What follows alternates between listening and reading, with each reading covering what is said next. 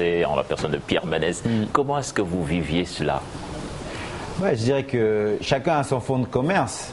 je dirais j'ai conscience du milieu, que c'est un business.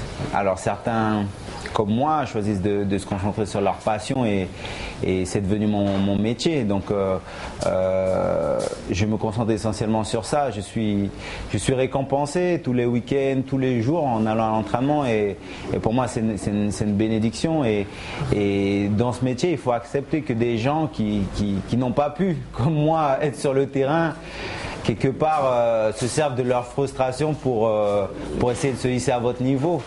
Donc comment je l'ai pris, honnêtement, ça ne m'atteint pas. Ça ne m'atteint pas. C'est dommage que derrière en fait l'image de consultant, de pseudo-spécialiste, ils essaient de s'attaquer à ma personne, mais ils peuvent le faire qu'à travers des caméras. Et ce que ça me fait, c'est que j'espère qu'un jour ils auront le courage de venir échanger avec moi et de défendre leur position, de défendre leur avis. Et entre-temps, je dirais que je ne me concentre pas là-dessus. Je sais aussi que ce sont des choses qui vous détournent de l'essentiel. Ils ont tendance à vous renvoyer une image négative de vous-même, de diffuser une image, un portrait négatif des joueurs comme moi qui sont arrivés à ce niveau-là sans, je pense, se travestir.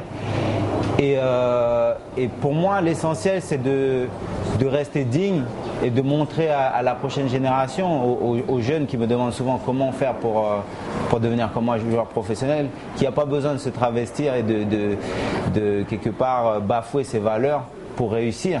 Donc comment je réagis, c'est en me rapprochant en faisant des séjours comme ça au Sénégal où j'ai pas besoin de visa pour entrer dans le pays. J'ai envie de dire, mon visage c'est un visa.